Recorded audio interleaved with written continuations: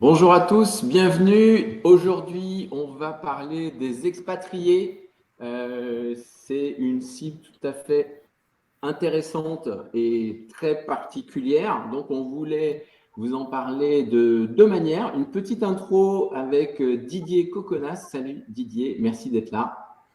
Bonjour Mathieu. Qui va vous expliquer un peu les caractéristiques des expatriés et puis comment on peut leur parler. C'est surtout ça. Et on a la chance aussi d'avoir Thomas de Cinéa qui est avec nous. Salut Thomas. Bonjour Mathieu.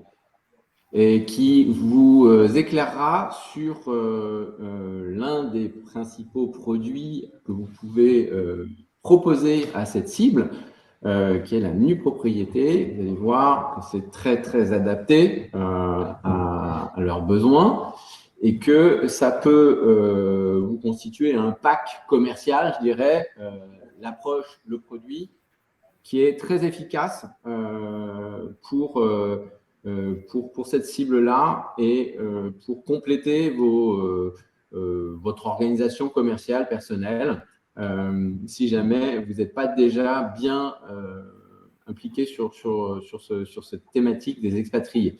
Donc, c'est ça le programme. On fonctionne en deux temps et je vais commencer par Didier pour qu'il nous explique un peu ce que sont les expatriés. Didier, je te laisse la parole. Merci. Donc, bonjour à tous. Merci de votre présence à l'événement de Gridkey. Je remercie également Thomas et Mathieu pour leur gentille invitation à intervenir aujourd'hui devant vous. Je t'en prie. Donc, pour ceux qui ne me connaissent pas, je suis Didier Coconas, ancien expatrié au Moyen-Orient, au service des ressources humaines internationales, responsable du service paye, expatrié de plus de 4000 expats chez Saudi OG à Riyad, dans les années 80. Je souligne ici qu'à cette époque, Saudi OG est la première société mondiale de bâtiments de gré à gré. C'est-à-dire, on fait tous les palais des princes et du roi d'Arabie Saoudite. Et après 8 ans d'expatriation, aujourd'hui, président du club et président fondateur du club des expatriés, d'Expat Radio, la web radio des Français à l'étranger, que vous connaissez peut-être, que les expats écoutent sur leur PC, leur téléphone, leur TV ou dans leur voiture partout dans le monde. Je suis aussi, depuis 2017, co-auteur avec Katia Cohen du guide expert de la mobilité internationale et de l'expatriation. Le livre et son e-book sont disponibles en librairie actuellement et en cours de mise à jour pour l'édition 2023. Donc, on introduit actuellement des nouveaux sujets et des nouveaux partenaires, notamment dans l'immobilier. Pionnier de la mobilité dans les années 80, avec les magazines Fonction Internationale disponibles dans les kiosques et en librairie, et International Jobs, vendus essentiellement par correspondance. Puis, nous avons du Minitel 3615 Expat pendant des années, et nous avons développé effectivement toute la partie télématique. Depuis janvier 1990, le Club des expatriés accompagne la mobilité internationale et l'expatriation de familles expatriées, de personnel international, de fonctionnaires et de tout autre expatrié, y compris les nomades. Le temps passe. Hier encore, j'accompagnais les parents expatriés, l'expatriation de papa, aventureuse difficile, dans les pays à risque. Là, évidemment, je vous parle d'un temps que les moins de 20 ans ne peuvent pas connaître. Aujourd'hui, j'accompagne leurs enfants, devenus grands, devenus des expats nomades de la nouvelle génération. D'ailleurs, je les ai rencontrés, ces enfants de l'expatriation, souvent tel père, tel fils, ayant le même sens commun du voyage et de l'aventure, et parfois avec 30 ans d'écart. Notre communauté, 20 sites web actifs depuis juillet 1995, avec plus de 250 000 abonnés sur les réseaux sociaux, particulièrement LinkedIn.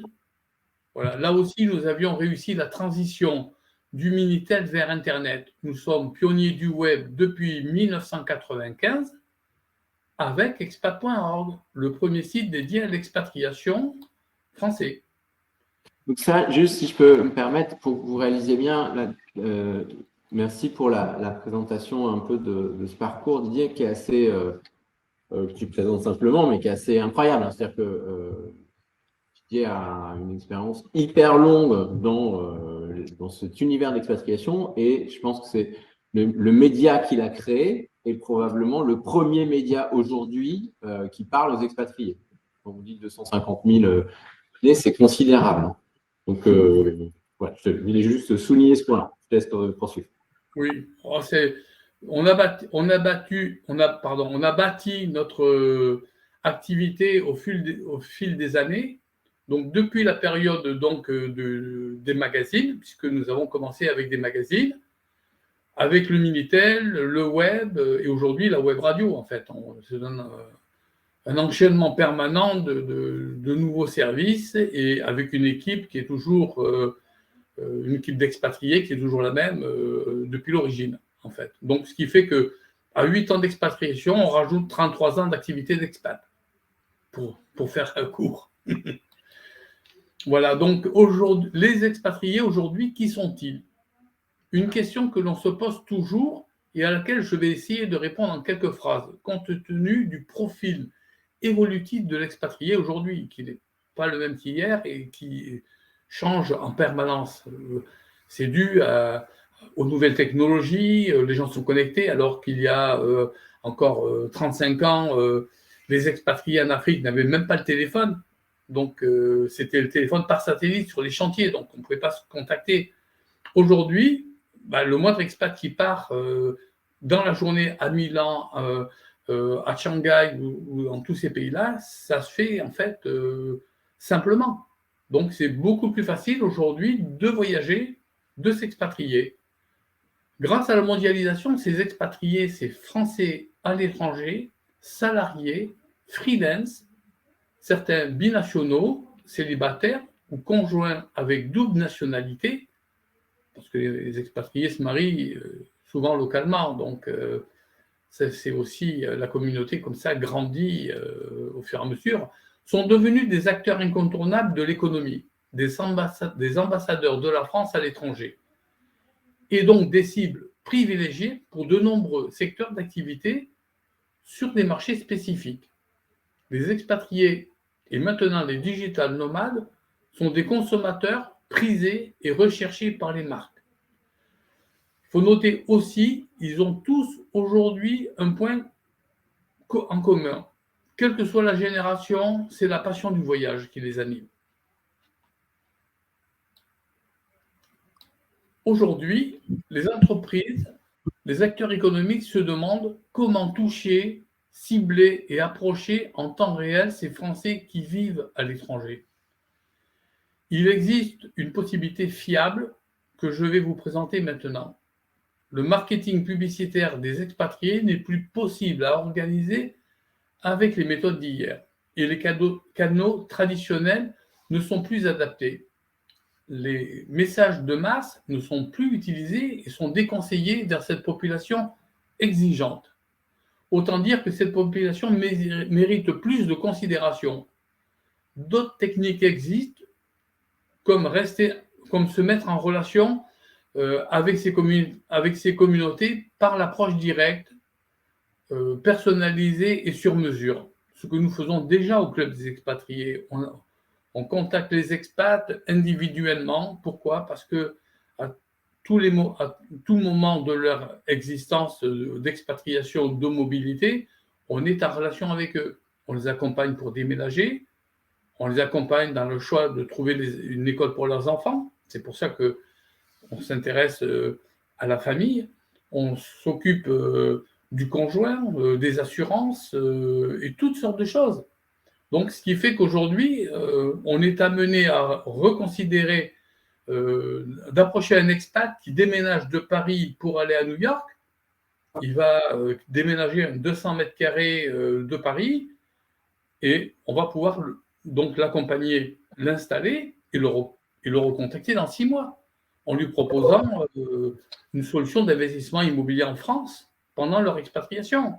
On va leur proposer de la fiscalité, du patrimoine, un projet de retraite. Donc, on est un acteur de confiance vers les expatriés. Pourquoi? Parce qu'ils nous connaissent depuis des années. Certains expatriés utilisent nos services, un service déménagement avec une trentaine de marques, qui nous permet de donner une confiance et d'établir une relation privilégiée avec cette clientèle-là. Ça fait qu'ils nous recontactent sur une nouvelle expatriation, ils ont un nouveau projet, ils ont même des projets personnels, notamment dans l'immobilier, et à ce moment-là, on est toujours à leur côté. Les expatriés, une population toujours en mouvement. Les migrations internationales annoncées par les Nations Unies avoisinent plus de 290 millions d'expatriés en mouvement perpétuel depuis ces 15 dernières années. La mondialisation a favorisé de plus en plus les déplacements et permis de développer les migrations de millions de salariés, de nomades, d'expats et de digital workers. La mobilité est un enjeu d'opportunité. Là, nous sommes tous concernés. L'expatriation de papa des années 80, teintée d'aventure et d'incertitude, a laissé la place et a ouvert la route à la mobilité professionnelle d'aujourd'hui. On ne vit plus l'expatriation de la même manière. Avec la nouvelle génération qui arrive, elle voyage plus vite, elle est connectée en permanence. La mobilité internationale a offert aux entreprises et aux salariés un terrain favorable à de nouvelles opportunités de job au-delà des frontières. Les nomades, les expats digital ou digital workers se sont multipliés très rapidement depuis les périodes de confinement et ils partent seuls ou en famille travailler à distance depuis des destinations au soleil dans l'espoir d'avoir un climat professionnel plus favorable et pour un changement dans un tout nouveau cadre de vie. Pourquoi cibler les expatriés? Il faut noter qu'ils sont moins courtisés que les métropolitains soumis à la publicité constante et permanente sur les médias. Les expats représentent une communauté de 3 millions de personnes éparpillées dans le monde avec une capacité financière supérieure. Salaire net en France tous les ans et une prise en charge à 100% de tous les frais. Lorsque j'étais en Arabie Saoudite, nous avions un salaire local pour vivre, une voiture, un appartement équipé, et le salaire était net en France, et dans certaines sociétés que je connais, les bonus sont 2, 3 ou 4 ans payés cash d'un coup par an. Donc les salaires sont importants, et donc ce qui fait qu'aujourd'hui, avec le pouvoir d'achat en France, la clientèle, même CSP+, une fois qu'ils ont tout payé, qu'ils ont payer le ski à la montagne, l'école des enfants et que madame a dépensé le reste dans le shopping du week-end, ben, il ne leur reste plus une thune. Donc, les expatriés restent la clientèle du moment qu'il faut cajoler et leur proposer des services pratiquement à la demande. Dans la majorité, ils sont une clientèle CSP++, haut de gamme, avec d'excellentes conditions de rémunération, net d'impôts. Toutefois, éloignés, ils vivent en terre inconnue dans un environnement qu'ils ne connaissent pas. Ils n'ont pas accès aux médias locaux, ne maîtrisent pas toujours la langue, ne sont pas abonnés aux chaînes de TV locales. Ils ont des difficultés pour appréhender ces nouvelles cultures. Et l'adaptation est longue et pas toujours facile à s'intégrer localement. Mais ils sont plutôt actifs sur les réseaux sociaux et réceptifs à vos offres reçues. Que peut-on proposer aux expatriés? Vous avez besoin d'attirer les expatriés, les Français à l'étranger, vers vos produits ou vers vos services. Mais vous vous efforcez d'abord de comprendre leurs préoccupations du moment, leurs exigences, de vous harmoniser en fonction de leur fuseau horaire pour être en bonne adéquation avec eux, pour leur proposer une offre ciblée à leurs demandes. Pour toutes ces raisons et pour d'autres encore, vous communiquez dans leur langue maternelle et tous les besoins liés à la famille pourront être d'actualité. Pourquoi? Parce que la famille a besoin de tout. Ils voyagent, mais ils sont comme des Français métropolitains, Ils sont des consommateurs, ils ont besoin de vacances, ils ont besoin d'investir, ils ont besoin de préparer leur retraite, ils ont besoin de capitaliser, ils sont isolés. Et si vous ne savez pas comment les joindre et quoi leur proposer, eux ne reçoivent pratiquement pas de propositions. Je peux même vous dire qu'à une époque, lorsque j'étais en Arabie Saoudite, je recevais régulièrement des vendeurs d'un groupe parisien qui rendaient visite aux expatriés. J'aménageais pour eux à la guest house des rendez-vous pour proposer des produits à la montagne. Et le commercial signait des ventes devant le consul de France. Et ça marchait très fort. Pourquoi? Parce qu'ils étaient réceptifs. Ils n'avaient pas d'autre solution à l'époque que de pouvoir être prospectés de cette manière-là. Il n'y avait pas de Minitel, il n'y avait pas d'Internet, ils étaient carrément isolés, ils n'avaient pas de téléphone portable, donc la communication était difficile. Donc, ils sont réceptifs. C'est quoi que tu recommandes pour les contacter aujourd'hui? Alors, pour les contacter, les réseaux sociaux, c'est la meilleure, c'est vraiment la meilleure approche, parce que nous, on fait de l'approche directe, hein, en fait. Hein. Donc, on les contacte en direct. Par exemple, une famille qui déménage, alors tous les gros déménageurs sont chez nous, évidemment, comme Pédiché, Gentleman Déménagement, tous ces groupes-là. Donc, dès que quelqu'un demande un devis déménagement, souvent ça passe par nous, puisqu'on a beaucoup de sites de déménagement. Expat, aujourd'hui, c'est plus de 30 sites. Des sites comme déménagementnewyork.com. Ce qui fait que nous, on les prend à la racine. Dès que la personne va pour préparer son départ, on lui propose plein de choses. De la gestion locative. On lui propose de vendre son appartement avant de partir ou pendant son expatriation. Donc, on a effectivement une démarche presque marketing, finalement, auprès de ces expatriés, et on a une base de données colossale, ce qui fait qu'aujourd'hui, les expatriés d'hier, ce sont ceux qui reviennent en France et qui investissent aujourd'hui. Aujourd'hui, pourquoi, quand on a fait un webinaire sur l'immobilier il n'y a pas longtemps, on avait 3000 personnes. Pourquoi? Parce que la demande est forte. Le problème, c'est qu'il faut trouver quelle est l'entreprise ou l'acteur immobilier qui est capable de pouvoir les approcher de manière constructive pour répondre à leurs besoins. C'est pour ça que nous, aujourd'hui, chez le Club des expatriés, nous cultivons actuellement notre communauté d'investisseurs et proposons les meilleurs acteurs de l'immobilier et de la finance pour ceux qui ont un projet à venir. Aujourd'hui, nous avons des acteurs qui font la gestion patrimoniale, qui sont chez nous et qui vont les rencontrer à Marrakech, à Dubaï, à Hong Kong. Parce que, voilà, on prend des rendez-vous pour ces personnes-là. Donc, on peut passer par toi pour les contacter avec derrière obligation d'aller sur place, ou ça peut être à distance? Non, c'est chacun le fait. Nous, on a effectivement un partenaire qui est intéressé pour aller les rencontrer. Donc, lui, sa stratégie, c'est prendre l'avion, passer 3 jours là-bas, faire le maximum de rendez-vous. Parce qu'aujourd'hui, vous trouvez des gestionnaires de patrimoine sur place, des Français qui sont installés localement et qui font en sorte que, effectivement, les expats qui sont mal partis, enfin, qui sont partis précipitamment, qui ne se sont pas assurés, qui n'ont pas de gestionnaire patrimoine, eux, ils les récupèrent sur place, alors qu'on pourrait très bien leur proposer toutes ces choses-là au départ de France. Il faut trouver quels sont les gestionnaires de patrimoine qui veulent travailler sur une clientèle intéressante et qui peuvent suivre pendant des années, parce qu'il ne faut pas oublier que l'expat, quand il revient, il conserve avec fidélité les relations avec son gestionnaire de patrimoine. Donc, c'est toute une clientèle intéressante. Aujourd'hui, nous travaillons chez le Club des expatriés avec des sociétés de gestion privée. On a un family office. On a des acteurs majeurs pour aider les expatriés en toutes circonstances.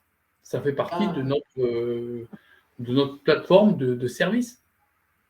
Pour les contacter, donc c'est soit vous passez par des intermédiaires comme Expat.org et le Club des expatriés qui vont vous mettre à disposition la base finalement qu'ils ont constituée au fil du temps, soit vous redémarrez la même démarche qu'ils ont eue de contact individualisé sur les réseaux, LinkedIn en particulier, qui est très efficace pour ça, Oui. où vous envoyez des messages à des expats, soit sur des thématiques qui vous parlent pour créer un lien, soit sur des zones où vous avez envie de vous rendre physiquement, c'est l'idéal si vous pouvez le faire, évidemment. Mais donc, ça passe par là. Donc, soit vous allez sur les intermédiaires qui ont su se constituer ces bases, soit vous faites cette démarche de contact individualisé qui est assez efficace parce que c'est vraiment une cible qui a des besoins forts sur vos thématiques de gestion de patrimoine. Absolument. Je te laisse conclure, Didier, avant de passer la main à Thomas. Oui, absolument. Donc, où sont les expatriés? Où vivent-ils? Là, une question intéressante, car aujourd'hui, l'expatriation n'a plus de frontières. La mondialisation a permis aux entreprises de s'installer partout à l'étranger. Aujourd'hui, les expatriés partent en famille, en couple avec enfants. À la retraite, comme les digital nomades, ils sont partout à la fois, dans les villes et dans toutes les capitales du monde, majoritairement en Europe, pour plus de 50% d'entre eux. Nomades, expatriés, globetrotters, ils bougent rapidement, mobiles, certains vivent l'expatriation sur plusieurs pays, et cela en moins de 5 ans. Les retraités sont aussi concernés. Ils ont démocratisé la retraite à l'étranger, toujours plus nombreux à vouloir partir.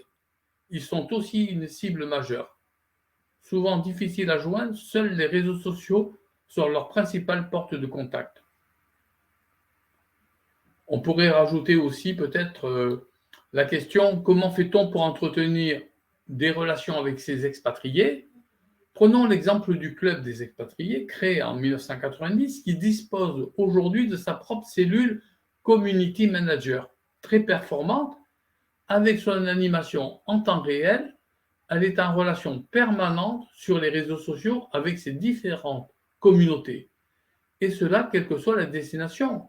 Toujours en contact avec ses membres, ses abonnés ou avec ses auditeurs connectés à sa web radio, expatradio.fr.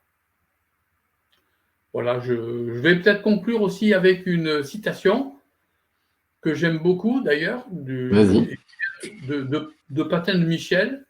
Il dit ceci: la pauvreté pousse à l'émigration, la richesse invite à l'expatriation, mais une fois arrivés, nous sommes tous des émigrés. Merci de votre attention. Pour ça, donc j'ai donné ton mail pour que les participants puissent t'écrire et avoir plus de précision sur les modalités de mise à disposition des bases du club des expatriés et des différents types d'opérations de communication que vous pourriez monter. Donc ça se fait un peu sur mesure, donc n'hésitez pas à le contacter. Thomas, je te laisse la parole pour que tu nous expliques un peu maintenant qu'est-ce qu'on peut leur proposer une fois qu'on a engagé une conversation patrimoniale. Merci Mathieu, merci Didier pour ta présentation. Donc écoutez, moi je vais vous projeter une petite présentation. Hop. Là, normalement c'est bon. Voilà. Ouais. Donc écoutez, je me présente, je m'appelle Thomas Crémin, je suis directeur des partenariats chez Cinéas. Cinéas, c'est un acteur spécialisé dans le montage d'opérations en démembrement de propriété. C'est-à-dire qu'on va chercher les promoteurs, on va chercher les mairies, on va chercher les usufruitiers, on va monter ensemble la solution de démembrement de propriété. Sur l'année dernière, Cinéas, c'est 120 lots commercialisés sur 10 programmes, exclusivement sur la région parisienne, donc aussi bien à l'ouest, à l'est, au sud et au nord de Paris. On est présent sur la région parisienne parce qu'on sait que c'est des secteurs qui seront appréciés des investisseurs. Voilà pour la petite présentation pour Cinéa. Donc effectivement, les expatriés sont des clients un peu spécifiques et le démembrement de propriété est une solution qui répond particulièrement à leurs problématiques. Alors avant de parler des expatriés, je vais vous redéfinir ce qu'est le démembrement de propriété. On vous a fait un slide qui est assez concis et assez parlant. Le démembrement de propriété, dans les grandes lignes, c'est la capacité pour vos investisseurs d'acheter un bien immobilier avec une forte décote en zone tendue, sans aucun souci de gestion. Pourquoi? Vous le voyez sur le graphique, sur la gauche, vous avez finalement un bien immobilier qui est composé de l'usufruit et de la nue propriété, donc ces deux entités réunies composent la pleine propriété d'un bien immobilier.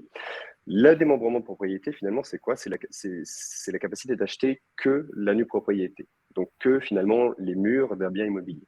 L'usufruit, la partie haute que vous voyez sur la petite maison de gauche, c'est un usufruitier qui va l'acquérir, un bailleur social ou bailleur institutionnel qui va acquérir donc cet usufruit et il va gérer le bien pendant une durée de 15 années, ou ça peut être jusqu'à 16, 17, 18, 19, 20 ans.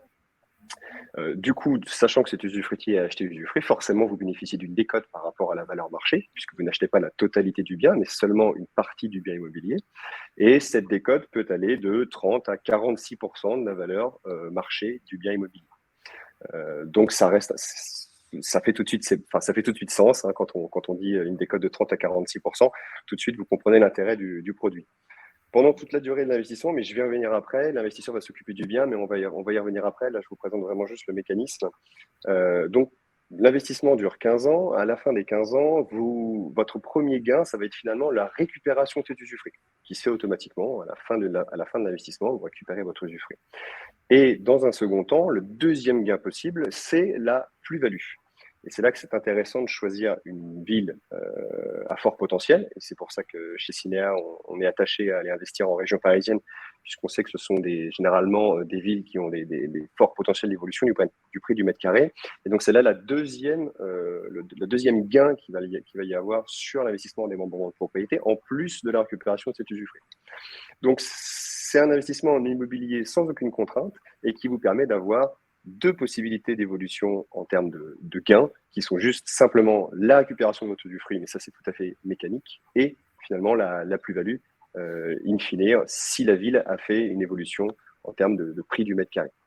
J'ai oublié d'ailleurs, si vous avez des questions à poser, n'hésitez pas. Mathieu, je te fais confiance pour me les dire si jamais il y en a et m'arrêter. Juste, il y a de la sémantique de la part de Philippe qui nous dit que la récupération de l'usufruit n'est pas un gain. Mais là, on joue sur les mots, Philippe. Oui, effectivement. On achète avec une décote de 30 à 46% et on revend en récupérant cette décote, puisqu'on a la pleine propriété au bout de la période de démembrement.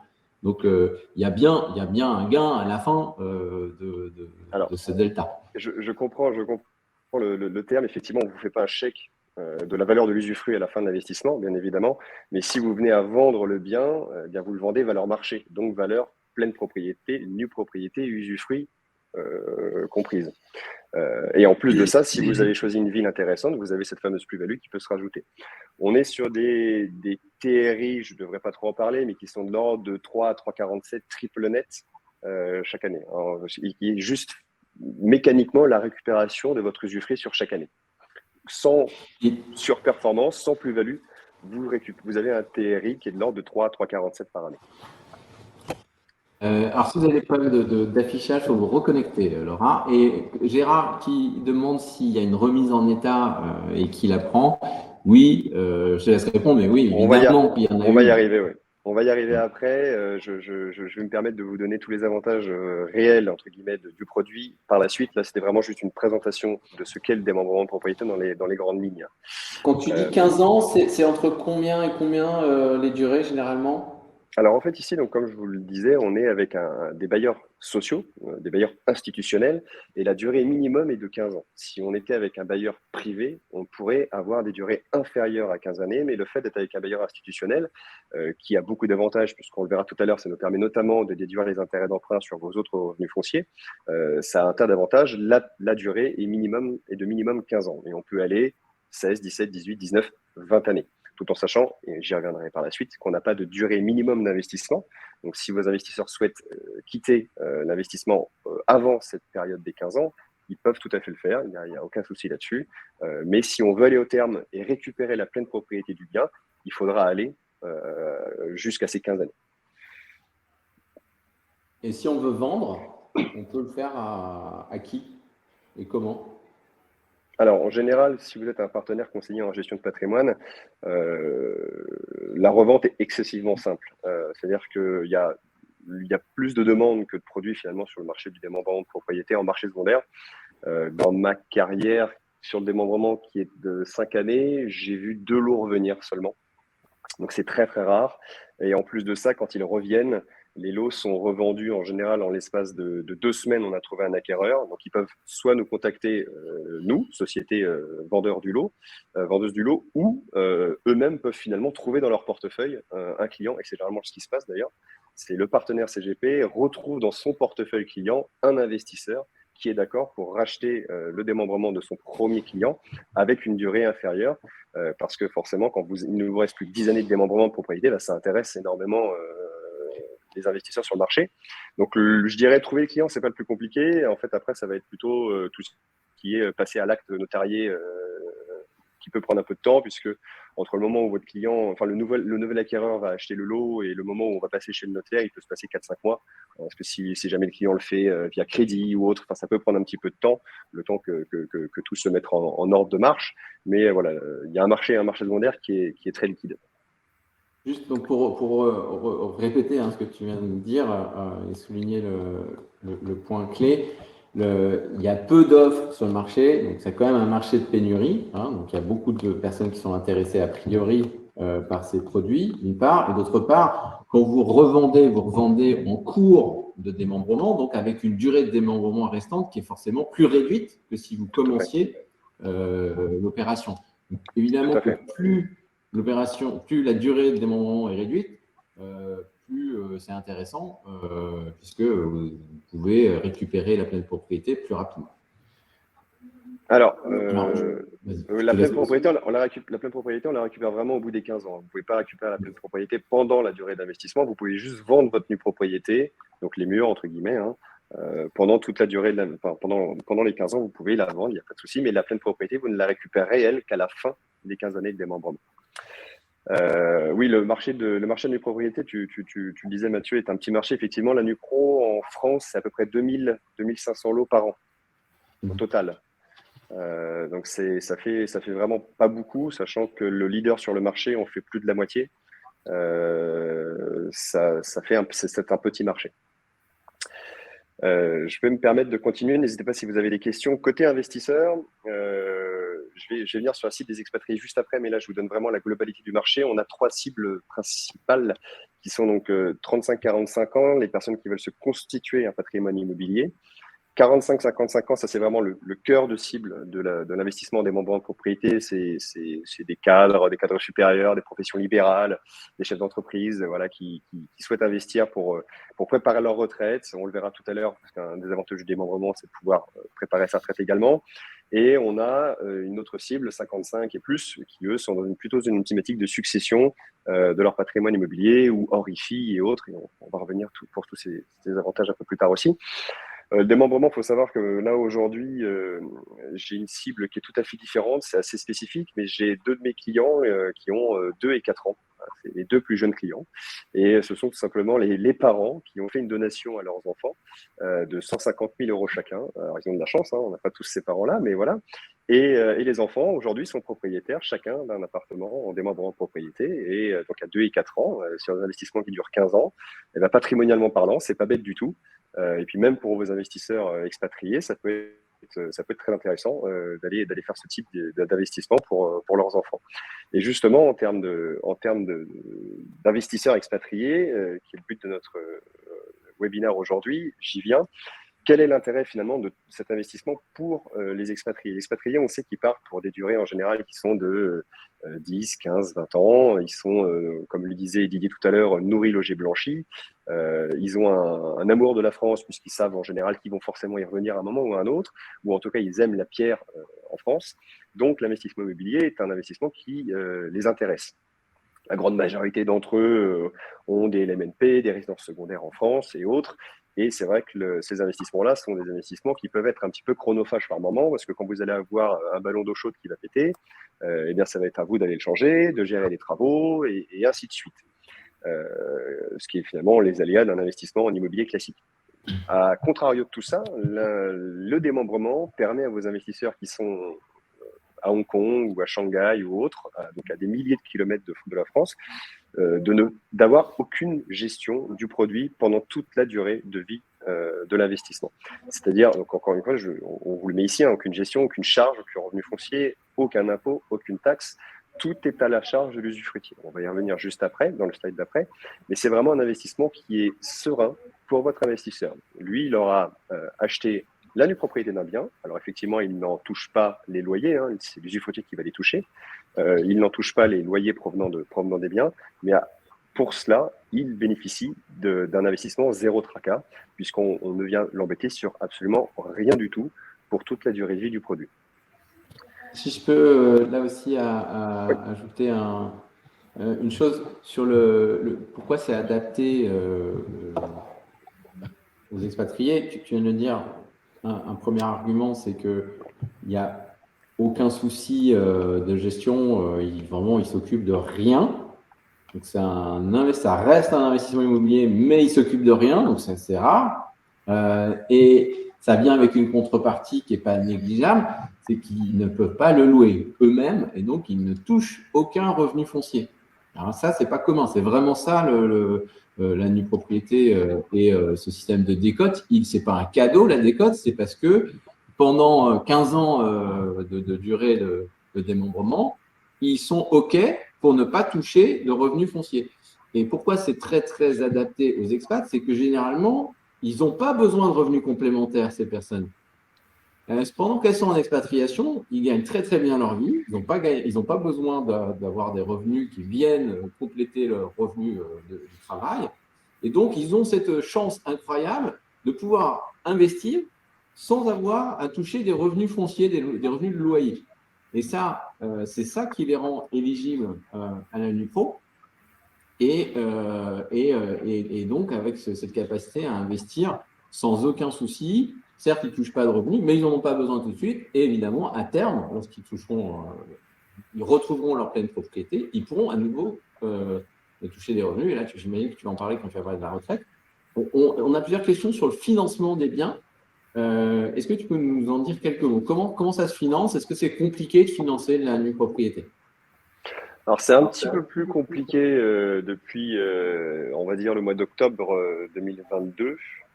C'est vrai qu'en général, on avait pu le voir dans le passé, avant que les taux n'augmentent, on était sur 70% de dossiers crédit et 20% de dossiers cash. Enfin 30% de dossiers cash, pardon. Cette année, sur 2022, on commence déjà l'année de façon assez différenciante, et même depuis octobre dernier, où on a remarqué qu'on était à 50-50. 52% de dossiers crédit, 50% de dossiers cash. J'ai l'impression que les partenaires travaillent différemment qu'auparavant. Effectivement, ça peut paraître peut-être un peu compliqué d'avoir un financement en démembrement. La seule chose, c'est qu'il faut surtout avoir le bon interlocuteur en face de vous. Généralement, les banquiers ne savent pas trop de quoi on parle, et pour eux, finalement, le démembrement de propriété, c'est un investissement qui peut paraître un petit peu fou, et vous disent tout de suite non, je ne sais pas faire. Mais quand vous commencez un petit peu à avoir le bon interlocuteur en face de vous, ça peut aller assez vite, parce que vous pouvez avoir la garantie caution crédit logement, vous pouvez nantir une assurance vie, vous pouvez même faire une hypothèque directement sur la nue propriété elle-même que vous êtes en train d'acheter. Tout est finalement un peu possible et envisageable, mais c'est vrai que le plus important, c'est d'avoir le bon interlocuteur en face de vous. Si vous avez quelqu'un qui sait de quoi on parle, vous avez quasiment 70% du job qui est fait. Après, il faut bien évidemment que votre client ait un bon dossier. Tout va dépendre du montant de l'acquisition aussi que vous souhaitez mettre en place, de l'investissement, sachant que chez nous, c'est vrai que le démembrement dans la tête de beaucoup de partenaires, c'est des investissements très haut de gamme avec des budgets qui sont très élevés. Faut savoir que le démembrement, on peut démarrer à 130 000 euros, 128 000 euros pour le plus petit lot, ce qui fait des mensualités de l'ordre de 500, 550 euros, peut-être avec les taux aujourd'hui un peu plus quand même, mais et on peut aller effectivement jusqu'à 700 000 euros pour un investissement en démembrement de propriété, pour un appartement duplex de 90 mètres carrés. Voilà, ça existe, mais en fonction du profil que vous avez en face de vous, et client et de l'interlocuteur bancaire, ça peut aller très vite si celui-ci c'est de quoi il en retourne. Donc, si vous avez trouvé un lot en nue propriété sur Gridkey qui intéresse l'un de vos clients et que vous avez des questions sur le financement, nous, on a des courtiers en crédit qui peuvent vous aider sur ces sujets-là. Et donc, aucun problème pour vous accompagner si vous avez besoin de notre aide sur ce sujet de financement. Donc, ça, c'était ici, on était donc vraiment sur la cible. Qu'est-ce qui va intéresser aussi finalement, comme je le disais tout à l'heure, on le disait avec Mathieu, c'est le zéro gestion. C'est ce qui intéresse le plus finalement les investisseurs en démembrement de propriété. Et pourquoi finalement celui-ci n'a aucune gestion? C'est parce que tout simplement, c'est le bailleur social, bailleur institutionnel, qui va s'occuper de gérer le bien pendant toute la durée. Donc gérer aussi bien les locataires, les charges, les impôts, les taxes, les travaux, aussi bien les petits que les gros travaux.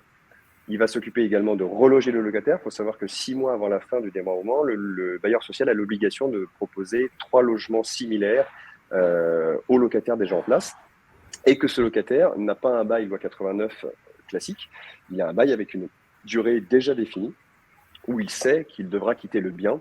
Donc, on n'est pas sur ces problématiques d'un bail loi 89. Il a, et on en parlait en préambule tout à l'heure, effectivement une obligation de remise en état d'habitabilité immédiate du bien, c'est-à-dire qu'il a l'obligation de remettre les peintures à niveau, de refaire les prises électriques, de s'occuper de tout ce qui est salle de bain et autres. Et tout est marqué dès le début dans la convention de démembrement que votre client signera le jour de sa réservation. Donc tout est déjà marqué noir sur blanc. Et c'est en fait là aussi l'intérêt pour vous et pour nous de travailler avec un bailleur institutionnel et non un bailleur privé qui vous permettrait d'avoir des durées inférieures à 15 années.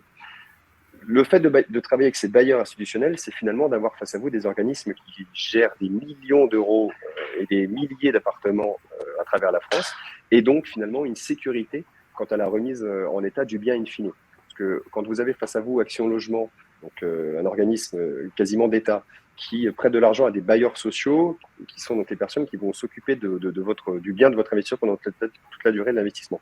Vous n'avez pas trop de problématiques quant au fait que dans 15 ans, il sera encore là.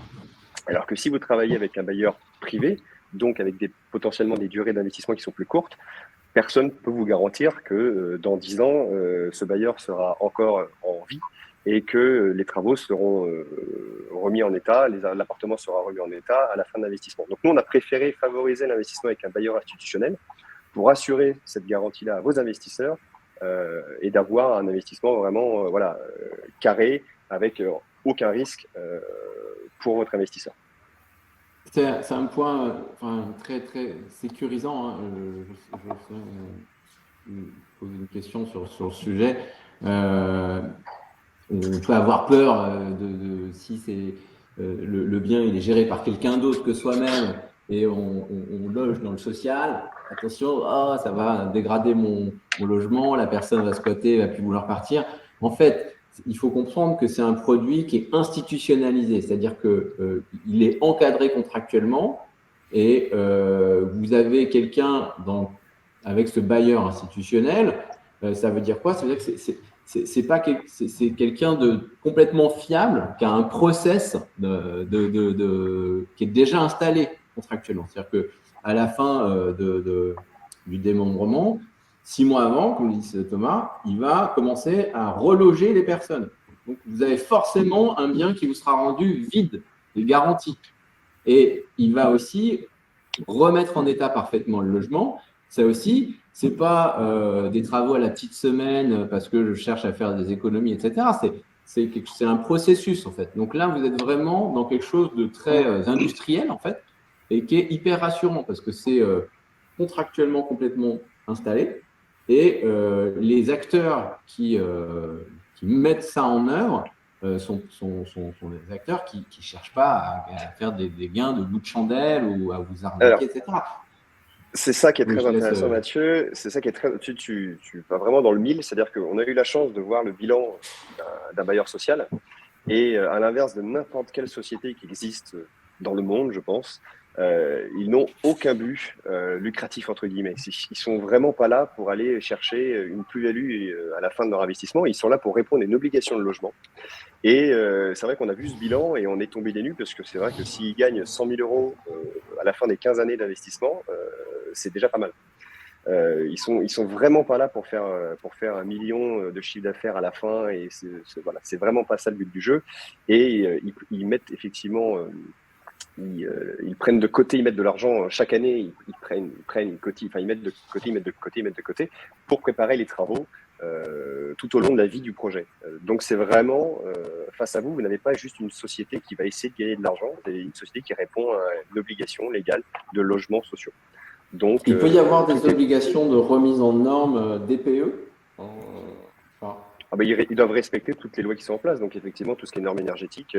Et c'est d'ailleurs pour ça que l'année dernière, il y a eu un petit peu moins d'investissement dans le social, dans les acquisitions immobilières sociales, parce qu'en fait, les bailleurs sociaux ont utilisé leur enveloppe de cash plus pour remettre aux normes leur parc déjà existant.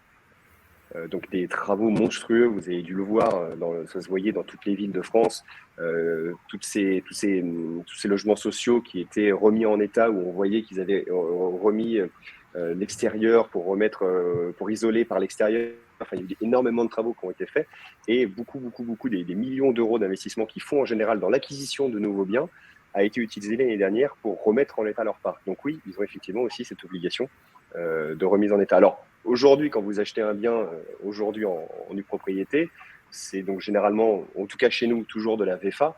Donc, vous êtes toujours avec des biens qui sont au meilleur des normes énergétiques. On a même un de nos biens qui est, j'en parlais tout à l'heure, à Sceaux, qui est un programme qui est en RE 2020, qui est donc quasiment la dernière norme énergétique. Et donc là, tout ce qui est sous cette problématique de DPE n'a pas lieu d'être sur un investissement en démembrement aujourd'hui sur de la VFA. C'est vente, c'est du neuf, hein, donc ouais, neuf, vente en c'est état privé encadré. d'achèvement. Vous êtes obligé de respecter les dernières normes, la RE 2020 notamment, ce qui fait que la note de votre bien, quand vous l'achetez, c'est forcément soit A, soit B. Donc vous êtes au top. Donc il n'y aura jamais de problème lié au DPE sur une NuPro dans le neuf. C'est ça, ouais, tout à fait. Voilà. Ouais. On commence à voir arriver les RE 2020, hein. Sous les programmes qu'on a pu lancer nous en début d'année dernière, c'est des RT 2012 ou autres, mais c'est des bâtiments qui seront en DPE C, B, on sera tout à fait correct. Par rapport au plus de l'investissement, donc on a parlé un petit peu de zéro tracas, qui s'occupe de gérer, et en fait finalement, quels sont les petits plus de l'investissement en démembrement de propriété? Pourquoi on va aller aussi faire du démembrement de propriété? On va y aller parce que vous avez, si vous le faites à crédit, la déductibilité des intérêts d'emprunt sur vos autres revenus fonciers. Donc si vous avez un client qui a beaucoup de revenus fonciers, bah, finalement le démembrement peut aider à gommer un petit peu de ce revenu foncier. L'année dernière, c'était pas un avantage que je mettais beaucoup en avant, puisqu'on avait en début d'année dernière des taux qui étaient ridicules. Mais quand on commence à voir les taux aujourd'hui qui remontent à 2,63, bah, finalement, ça commence à devenir un petit peu plus intéressant. Vous avez des frais d'acte notariés qui sont réduits, puisque forcément, on est déjà d'une sur de la VFA, donc on est en moyenne à 2,5 de frais de notaire, et vous, bien évidemment, vous payez ces frais notaires que sur la valeur d'une propriété. L'investissement en démembrement est un des seuls investissements immobiliers hors IFI. Donc, si vous avez un investisseur qui a beaucoup d'immobilier, qui aime l'immobilier, mais qui aujourd'hui vous a dit moi l'immobilier j'arrête parce que je m'en prends déjà plein en termes de taxes et autres, je vais arrêter. Et ben, la nue propriété permet de répondre à son plaisir ou en tout cas à son désir d'investir dans l'immobilier, mais tout en étant non assujetti à l'IFI. Donc un point encore une fois très intéressant.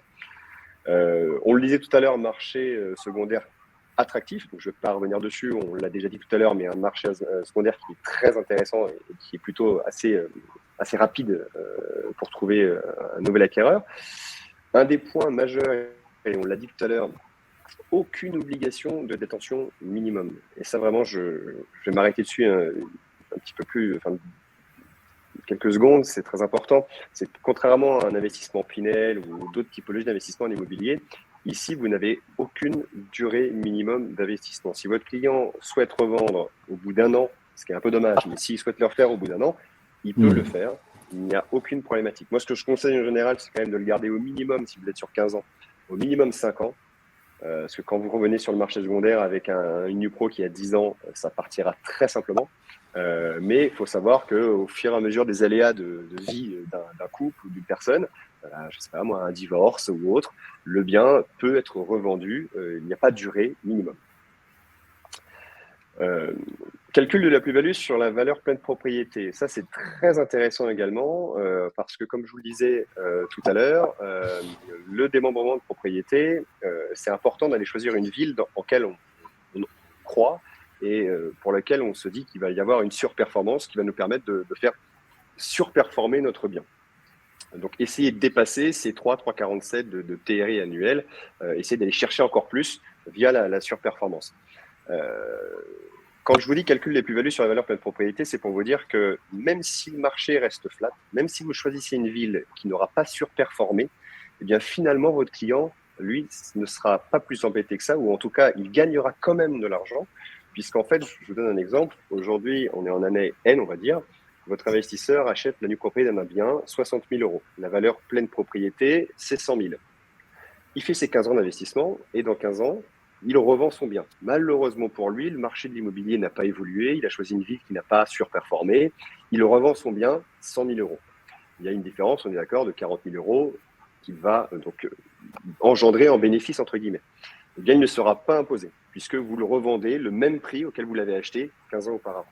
En revanche, si le bien a surperformé, si vous le revendez 130 000 euros, alors que la valeur pleine propriété 15 ans en amont, c'était 100 000, vous ne serez imposé que sur le différentiel, donc 130 jusqu'à 100, donc 30 000 euros. Donc, ça, c'est un vrai avantage fiscal. Hein. J'espère que vous vous en rendez compte, mais j'achète 60 000, mais pour le calcul de la plus-value, on se base comme si la valeur de mon bien, je l'avais acheté 100 000. Ils auraient pu dire ça. Hein. On aurait pu dire ah non, vous avez payé 60 000, donc vous le revendez 100 000, qui est la valeur en pleine propriété initiale du début. Vous avez fait 40 000 de plus-value. Ouais. Bon, ça, c'est cadeau. C'est grâce à cette fiscalité-là. On est ça. Sur la valeur pleine propriété, même si vous avez bénéficié d'une décote. C'est ça. Donc, même si, voilà, encore une fois, si vous avez choisi une ville qui, malheureusement, aujourd'hui, on entend beaucoup parler de la crise immobilière. Oui, le marché immobilier va s'effondrer. J'y crois pas plus que ça. Je pense que c'est beaucoup de personnes qui sont plus ou moins contents de voir une petite baisse arriver. Et ça fait tellement d'années qu'on parle de la crise immobilière, de la bulle immobilière, qu'aujourd'hui, on voit 2-3% de moins. Et ça y est, tout le monde crie à la bulle. Mais quand les marchés font moins 20, moins 40 en 2 mois, voilà, on n'en parle pas plus. Juste le temps que le marché immobilier fasse moins 30, moins 46%, ce qui est peut-être la valeur de la décote en démembrement de propriété, je pense qu'on est assez protégé et vos investisseurs sont assez protégés. Et c'est tout là aussi l'intérêt de l'investissement qui est un investissement immobilier long terme. On n'est pas sur du court terme. Donc, on sait que même si aujourd'hui, on peut avoir des baisses, des petites fluctuations de l'ordre de 1, 2, 3, 4% sur le marché de l'immobilier, quand vous avez acheté un bien avec 30 à 46% de décote, vous êtes quand même mécaniquement tout de suite protégé sur ces petites fluctuations qui, de toute façon, on le sait, un marché immobilier peut avoir des baisses, mais peut remonter et peut se stabiliser. Et donc, pour revenir au calcul de la plus-value, même si le marché reste flat par rapport à il y a 15 ans, encore une fois, ce n'est pas forcément négatif, puisque de toute façon, vous ne serez imposé que sur la valeur pleine propriété. Et je m'arrêterai très rapidement sur les abattements, mais vous avez aussi des abattements pour durée de détention à partir de la 6e année, donc 6% à partir de la 6e année, abattement pour durée de détention. Donc ça, voilà, il y a plein de petites spécificités pour la nue propriété qui sont très intéressantes. Je me suis pas arrêté sur la donation qui est aussi extrêmement intéressant sur le démembrement de propriété. Mais si vous souhaitez avoir des informations sur la donation, je ferai un plaisir de vous en donner, ou Mathieu fera un plaisir de vous les transmettre. Mais il y a aussi des avantages en termes de donation où on peut avoir une décote encore plus importante si on le donne avant la fin de la 10e année. Donc voilà, c'est plein de petits avantages qui sont tout à fait intéressants. Je ne sais pas si vous avez des questions sur tout ça. Mathieu, je pense que ça va. Alors, pas de questions. Il y a une question de Romain sur l'évaluation de la décote, je pense, hein, liée à l'usufruit. C'est lié à la durée et à la localisation du bien. Tout à fait, c'est lié à la durée. Alors, pour être très simple pour vos clients, ce que vous pouvez dire, c'est pas comme ça que ça fonctionne, hein, mais ce que vous pouvez dire, c'est que la décote représente tous les loyers que votre investisseur n'a pas touché pendant toute la durée du produit. C'est pas la réalité, et ce n'est pas celle-ci, mais au moins pour vos clients, c'est simple, c'est plus simple à expliquer. Il y a un véritable calcul qui est complètement différent entre la valorisation de la nue propriété et la valorisation de l'usufruit, qui sont deux calculs différents. L'usufruitier a son calcul et nous, on a notre calcul. Et effectivement, il est différent en fonction de la durée. Plus l'investissement sera long, plus on sera capable d'avoir une décote importante, puisque plus l'usufruitier pourra finalement engendrer des loyers, donc il est capable d'acheter plus cher son mètre carré. Voilà, c'est la réponse basique, tout à fait. Voilà, la réponse à cette question. Merci. Sur les possibilités, je vais aller un peu plus vite parce que je vois qu'il est 55. Sur les possibilités, mais ça va être assez rapide, hein. Qu'est-ce qui se passe à la fin du démembrement de propriété? Vous avez 3 possibilités. Habiter le bien, le louer ou le vendre. Donc, ça va répondre à plusieurs problématiques. Habiter, si vous revenez en France après 10 années ou 15 années, enfin 15 années d'expatriation, vous revenez en France, au bout de 15 ans, vous récupérez un bien, vous pouvez directement y habiter. Donc, ce qui peut être un point très fort pour l'expatrié. Vous pouvez le louer et à ce moment-là, vous bénéficiez des loyers et donc, du coup, un complément de revenu pour la retraite si vous l'avez acheté à 55 ans. Vous allez pouvoir bénéficier des loyers pour un complément de revenu pour votre retraite ou le vendre si jamais vous avez besoin de liquidité ou de réinvestissement. Pour y habiter, je reviens là-dessus, ça peut être aussi intéressant si vous envoyez si les expatriés renvoient leurs enfants en France, par exemple, au bout de 15 ans, retournent en France fiston, au moins ils ont un appartement qui sera disponible. Donc voilà, c'est 3 possibilités au terme de l'investissement. On parlait tout à l'heure, et je vais m'arrêter là-dessus, c'est assez important, parce qu'on parle de bailleur social, bailleur institutionnel, c'est la même chose. C'est vrai que quand vous dites bailleur social, ça peut avoir un effet négatif dans la tête de vos investisseurs, mais finalement, c'est donc la même chose que bailleur institutionnel. Donc on conseille plutôt de dire bailleur institutionnel. Et en fait, ici, vous avez la pyramide sur la droite des différentes strates de logements sociaux. La plus basse étant PLAI, où vous avez des plafonds de revenus qui sont de 21 000 euros.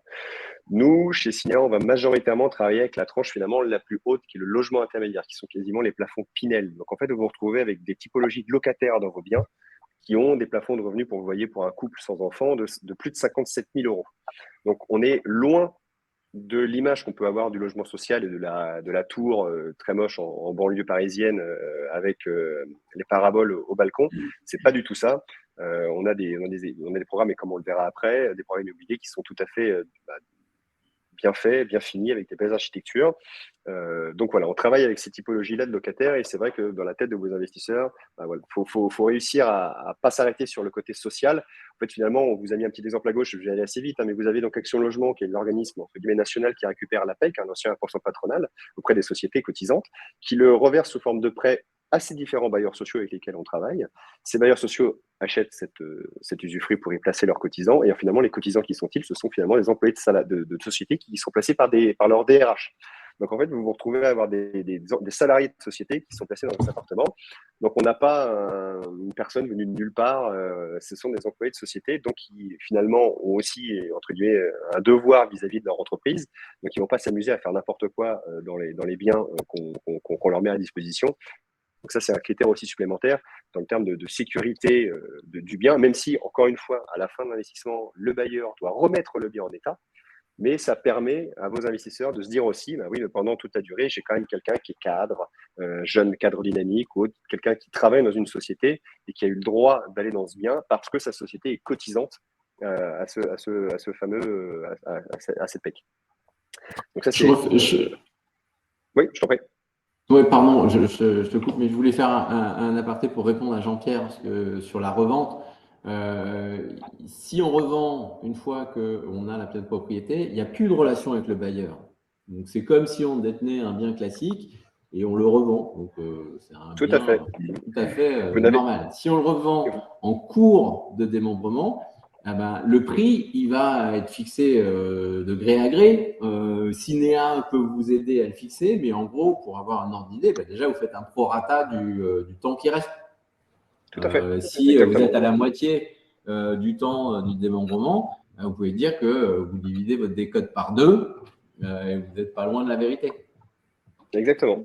Tout à fait. Et on peut faire venir aussi un expert immobilier qui peut venir aussi valoriser le mètre carré dans la ville au moment T, et qui permettrait du coup de faire apparaître, en plus de juste cette récupération de l'usufruit sur les années déjà écoulées, qui peut faire peut-être apparaître aussi l'évolution du prix du mètre carré. Donc, ça nous est arrivé.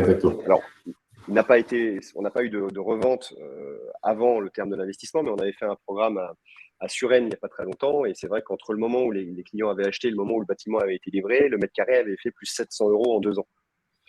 Donc, et ça, encore une fois, ça sort des 3,47 de TRI classique, c'est au-dessus. Donc, ça bénéficie encore à favoriser la rentabilité de l'investissement des membres de propriété. Donc, c'est pour ça que si jamais il y a une revente avant le terme, on peut faire venir un professionnel qui vient revaloriser le prix du mètre carré dans la ville ou dans le quartier pour avoir vraiment une vraie enveloppe dédiée à cette revente. Je ne sais pas si vous avez d'autres questions, sinon je vais rapidement passer à vous donner des exemples en démembrement. Je vais juste en faire un seul, hein, Mathieu, comme ça, on a vu qu'on n'a pas trop de temps, je vais en faire un seul des deux. Pas de questions, c'est bon? Non, c'est bon. C'est bon? Alors, j'avais prévu de vous en présenter deux, mais je vais vous en présenter qu'un seul du coup. Un programme qui est à Clichy, première couronne parisienne qui s'appelle Broadway. Un programme qui est plutôt très bien placé sur lequel aujourd'hui, il me reste que 3 lots. Hein, ça c'est plutôt bien vendu, j'en ai plus que 3 aujourd'hui. Je vous le présentais parce que c'est pour vous montrer qu'on est capable d'aller chercher des programmes extrêmement bien placés en région parisienne. En tout cas, chez Cinéa, nous, on va pas trop aller dans Paris parce qu'on trouve que les prix sont déjà très élevés et que du coup, la décote ne serait pas forcément très intéressante parce qu'ils en demandent beaucoup et voilà, l'intérêt pour l'investisseur serait un peu faible. Donc, on préfère aller en première couronne pour aller vraiment chercher de la surperformance au terme et des produits qualitatifs. Et comme vous le voyez ici, l'emplacement du programme, il est vraiment à 150 mètres, 200 mètres du périphérique parisien, donc du 17e arrondissement. Aujourd'hui, nous, les valeurs qu'on propose en pleine propriété, c'est de l'ordre de 9 000 € en pleine propriété. Vous êtes aux alentours de 5 900 en nue propriété. Vous traversez le périphérique, vous êtes à 10 000, 10 500 le mètre en pleine propriété. Donc, on est, pour vous donner un ordre d'idée, voilà, c'est très intéressant. On est collé aux lignes de métro, ligne 13 et ligne 14, à côté du Transilien, la ligne L. Voilà, on est vraiment extrêmement bien placé à Clichy, qui est une ville qui est en train de se gentrifier à vitesse grand V, parce qu'aujourd'hui, quand vous achetez à 10 000 ou 11 000 € du mètre à Paris, il y a beaucoup de jeunes couples qui, pour avoir une chambre de plus, pour pouvoir y mettre leurs enfants, finalement, vont vivre dans des villes de première couronne, et notamment Clichy, pour pouvoir bénéficier d'une chambre complémentaire. Voilà, je vous le disais tout à l'heure, hein, ici, donc, on est sur un investissement qui dure 15 ans, sur lequel vous avez une décote donc, de 36%. Ce qui est important quand on vous propose des décotes en démembrement de propriété, c'est d'aller regarder la valeur pleine propriété qui est affichée, savoir si elle est cohérente vis-à-vis du marché immobilier de la ville. Si je vous propose un prix, alors imaginons le marché à Clichy, il est à 9 000, moi je vous dis que ma proposition en pleine propriété est à 10 000 et je vous donne une décote de 36 sur ces 10 000 là. C'est pas cohérent puisque j'ai 1 000 € de plus que par rapport à la valeur marché. Ça serait moins intéressant pour vous. Ce qu'il faut déjà regarder, c'est si la valeur est cohérente. Aujourd'hui, nous, ce qu'on vous propose sur celui-ci, c'est aux alentours de 9 000 € la pleine propriété, ce qui est complètement dans les valeurs en pleine propriété du marché. Aujourd'hui, pour vous donner un ordre d'idée sur Clichy, dans l'ancien, on est aux alentours de 8 200, 8 500, 8 700. Ce qui est très très rare, c'est qu'on a à peine 5, 6, 7% de différence entre l'ancien et le neuf. C'est très très rare. Et ça montre qu'on colle encore une fois parfaitement le marché. La nue propriété ici représente en moyenne 9 500 € en nue propriété. On est avec un petit promoteur ce qu'on aime bien travailler avec des promoteurs de taille intermédiaire qui nous permettent d'avoir des programmes de petite taille. Ici, vous le voyez, il y a 23 lots dans lesquels nous, on a 12 lots seulement en démembrement de propriété. Donc, ce qu'on va appeler du diffus finalement. C'est-à-dire que vous avez aussi bien des personnes qui achètent pour leur résidence principale et des personnes qui vont acheter de la nue propriété. Donc, vous avez une mixité dans le bien qui n'est pas entièrement en démembrement de propriété. Donc ça, c'est intéressant pour vos clients qui peuvent se dire, voilà, vous avez au moins des propriétaires à côté qui vont faire attention au bien et le gérer de façon plus patrimoniale. L'usufruitier Sierrigère, c'est le 3e plus gros bailleur en région parisienne. Et le prix, vu qu'il me reste malheureusement plus que 3 lots, j'ai plus les lots les moins chers, hein, mais ça démarre à partir de 415 000. Et donc tous ces lots, les 3 derniers lots de ce programme, vous pouvez les retrouver sur la plateforme de Gridkey. Voilà. Merci beaucoup Thomas. Effectivement, sur Gridkey, vous allez retrouver toutes les offres en nue propriété. Vous allez trouver aussi une évaluation justement de ce positionnement de prix. Est-ce qu'il est cohérent ou pas? Est-ce que vous pouvez espérer faire une plus-value à terme? Est-ce que vous avez une décote qui est intéressante ou pas? Donc tout ça, on l'analyse pour vous sur Gridkey pour vous aider à choisir. Voilà, vous avez, je pense, quelques idées sur qui sont les expatriés, comment on leur parle donc, de manière très individualisée, hein, merci Didier, et comment proposer de la nue propriété. J'espère que vous avez bien compris le produit avec ce que vous a présenté Thomas. Merci à tous les deux. On a à peine débordé, donc bravo, merci pour avoir tenu le timing. Vous avez eu pas mal de questions, on essaie d'y répondre à toutes. Et je vous dis à très bientôt. Bonne fin d'après-midi, bonne fin de journée. À bientôt. Merci à tous. Merci. Au revoir. Au revoir. Au revoir.